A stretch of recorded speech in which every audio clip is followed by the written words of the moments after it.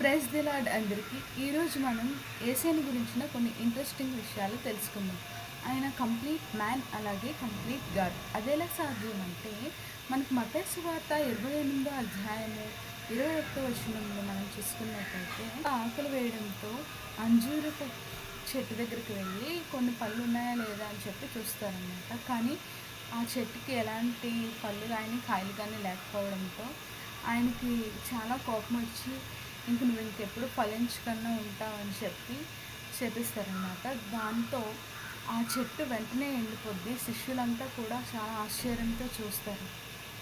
అలాగే ఇదే ఆయన కొండ మీద ప్రసంగం చేసేటప్పుడు 5,000 మందికి పైగా జనాలకి, స్త్రీలకి, పిల్లలకి ఇంకా రాత్రి అయిపోతుంది, వీళ్ళెటు వెళ్ళలేని పరిస్థితి, ఒకవేళ శిష్యుల్ని పంపించి ఆహారం తెప్పిద్దామన్నా షాప్స్ కూడా ఏమీ ఉండవు, ఎందుకంటే రాత్రి అయిపోతుంది. అది వీళ్ళు కొండ మీద ఉన్నారు. ఆ సాయంత్రం కొండ దిగేసరికి కిందనున్నటువంటి దుకాణాలన్నీ మూసేస్తారు. అది కాక అప్పట్లో మనీ కూడా అంత మన శిష్యుల దగ్గర ఉండకపోవడం, 5,000 మంది అంటే చాలా ఎక్కువ మంది కదా అప్పట్లో. సో అప్పుడు ఆయన ఎవరి దగ్గరైనా ఏదైనా ఆహారం ఉందా అని చెప్పి శిష్యులు అడిగినప్పుడు, ఒక చిన్న పిల్లవాడి దగ్గర ఒక 2 రొట్టెలు 5 చేపలు ఉంటే దాన్ని 12 గంపల నిండా చేస్తే ఆ ప్రజలందరికీ పంచిపెడతారన్నమాట. ఒకే దాంట్లో ఆయనకి ఆకలి వేస్తుంది. అలాగే ఆయన తన కోసం కాకుండా ఆ మిగతా వాళ్ళందరి కోసం 5,000 మందికి సరిపడినంత భోజనాన్ని ప్రొవైడ్ చేస్తారు. సో ఇదొక పాయింట్.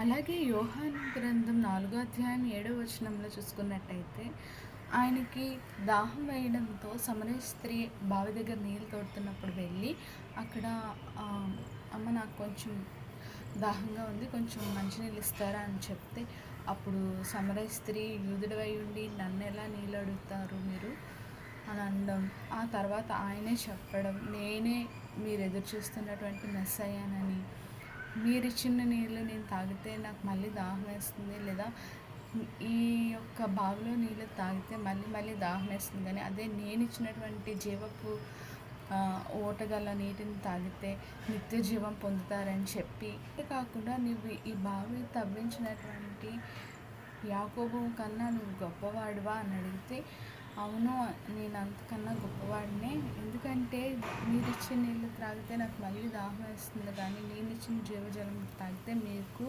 నిత్య జీవం లభిస్తుందని ఆయన చెప్తారు. సో అక్కడ ఆయన కంప్లీట్ మనిషిలాగా ఆయన దప్పిక కొని దాహం అడిగారు. అదేవిధంగా దేవుడిలాగా తనకున్న నిత్య జీవం గురించి ఆమెకు చెప్పడం జరిగింది. ఇంకా మూడో విషయానికి వస్తే, మార్తా మరియు మరియా అనే ఇద్దరు అక్క చెల్లెలకి లాజరస్ అనే ఒక తమ్ముడు ఉంటారు కదా, అది మనందరికీ తెలిసిన విషయం. ఆ తమ్ముడు చనిపోయినప్పుడు యేసయ్య కోసం వీళ్ళిద్దరూ ఎదురు చూస్తుంటారు. అలా చనిపోయిన తర్వాత 4 రోజులకి ఆయన అయితే ఆ ఊరికి రావడం జరుగుతుంది. ఇలా చనిపోయినటువంటి విషయం తెలియగానే ఆయన కన్నీళ్ళు విడుస్తూ చాలా చనిపోయారని చెప్పి చాలా బాధపడతారు. అంతేకాకుండా అదే సమయంలో నీకు విశ్వాసం ఉంటే వాళ్ళు ఆ రాయిని దొర్లిస్తారు, నువ్వు నమ్మగలవా అని చెప్పి మరియాని అడిగినప్పుడు, ఆమె 4 రోజులు అయిపోయింది ప్రభువా, ఇప్పటికే అయితే ఇంకా అది సమాధి చేసినటువంటి మా తమ్ముడు శవం వాసన కూడా వచ్చేస్తుంది అని చెప్పినప్పుడు యేసయ్య అంటారు, నమ్ముట నీ వలనైతే సమస్తము సాధ్యమే కదా, కాబట్టి నీకు ఈ విషయంలో నమ్మకం ఉంటే నేను అది తెరమని చెప్తాను అని చెప్తే, నేను నమ్ముతున్నాను ప్రభు అని ఆవిడ మళ్ళీ చెప్పడంతో వాళ్ళని ఆ రాయి దొర్లించమంటారు సమాధి దగ్గర ఉండి. ఆయన లాజరు ప్రేత వస్త్రాలతో అలా నడుచుకుంటూ బయటకు వస్తారు. అంటే ఇక్కడ కంప్లీట్ మనిషి ఎవరైనా చనిపోతే తన ఎమోషన్స్ని ఎలా చూపిస్తారు, ఎంత బాధపడతారు అనేది ఆయన వచ్చిన మొదట్లో చూస్తాం. అలాగే 4 రోజుల తర్వాత కూడా అతన్ని బ్రతికించటంలో ఆయనలో మనం దేవుణ్ణి చూస్తాం. ఇదే యేసు ప్రభు యొక్క మనకి కంప్లీట్ మ్యాన్, అలాగే కంప్లీట్ గాడ్ అనడానికి 3వ సూచనగా మనం చెప్పుకోవచ్చు.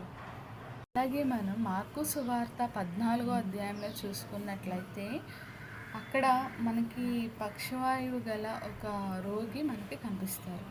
అతన్ని యేసయ్య స్వస్థపరిచినప్పుడు నీ పాపములన్నీ క్షమింపబడ్డాయి కాబట్టి నీవు ఇంకా స్వస్థత పొంది నీ మిగతా జీవితాన్ని ఎటువంటి తప్పులు లేకుండా జీవించు అని చెప్పడం జరుగుతుంది. అలాగే ఆయన సిలువలో పలికిన 7 మాటల్లో మొదటి మాటగా తండ్రి వీరేం చేయుచున్నారో వీరెరుగురు గనుక వీరిని క్షమింపుము అని చెప్పి మనకి కనిపిస్తుంది. అంటే ఈయనకి అధికారం ఉండి ఆ పక్షవాయువు గల మనిషిని క్షమించారు. అలాగే మనం చూసుకైతే ఇప్పుడు వ్యభిచారంతో పట్టుబడిన ఒక స్త్రీని ఎవరైతే ఈ శాస్త్రులు పరిశీలు కాక ఊర్లో ప్రజలందరూ కూడా ఆమెను రాళ్ళతో కొట్టి చంపేద్దాం అనుకున్న టైంలో యేసయ్య అడ్డుపడి మీలో ఎవరైతే పాపం చేయలేదో వాళ్ళు మాత్రమే రాయి విసిరండి అని చెప్పినప్పుడు కూడా ఆమె కూడా తన తప్పులు పాపాలన్నింటినీ ఒప్పుకున్నప్పుడు నువ్వు క్షమించబడ్డావమ్మా అని చెప్పి యేసయ్య చెప్పడం జరుగుతుంది. అంటే ఇక్కడ క్షమించే అధికారం యేసయ్యకు ఉంది. అలాగే ఆయన తన ప్రజల కొరకు లేదంటే ఈ భూలోకంలో ప్రజలందరి కొరకు తన ప్రాణాన్ని బలి అర్పించడానికి వచ్చారు కనుక సిలువలో ఉన్నప్పుడు మన తరపున ఆయన క్షమించమని తండ్రిని అడుగుతారు. అలాగే మన కొరకు యేసయ్య క్షమించమని తండ్రిని అడిగినప్పుడు ఒక మనిషిగా మనం ఆయన్ని చూస్తాం. అలాగే ఎవరెవరైతే తన ద్వారా స్వస్థతను పొందుకున్నారో లేదంటే ఎవరెవరైతే ఈయన రక్షించారో వాళ్ళందరినీ క్షమించినప్పుడు ఆయన్ని మనం దేవుడిగా చూస్తాం. అదే కంప్లీట్ మ్యాన్, అలాగే కంప్లీట్ గాడ్. ఇది 4th. ఇంకొచ్చేసి 5th. అలాగే ఆయన 12 సంవత్సరాల నుంచి రక్తస్రావం గల స్త్రీని ఆయన వస్త్రపు చెంగు ముట్టుకోగానే ఆవిడికి నయమైపోతుంది. అలాగే ఆయన మనందరి కొరకు సిలువలో తన ప్రాణాన్ని పెట్టి గాయాలు పొందుతారు.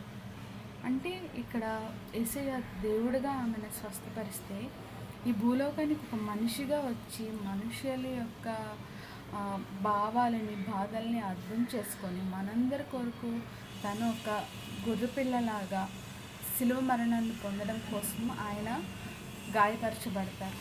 కాబట్టి ఇక్కడ కూడా మనం కంప్లీట్ మ్యాన్ అలాగే కంప్లీట్ గాడ్ని మనం యేసయ్యలో చూస్తాం. సో ఇవి మీ కొరకు కొన్ని నేను సేకరించినటువంటి విషయాలు. అలాగే మీకు పార్ట్ 2 కావాలనిపిస్తే పార్ట్ 2 అని చెప్పి కామెంట్ చేయండి. God bless you. మీ అందరి కొరకు నేను ప్రార్థిస్తాను. So Jesus is coming, so be alert.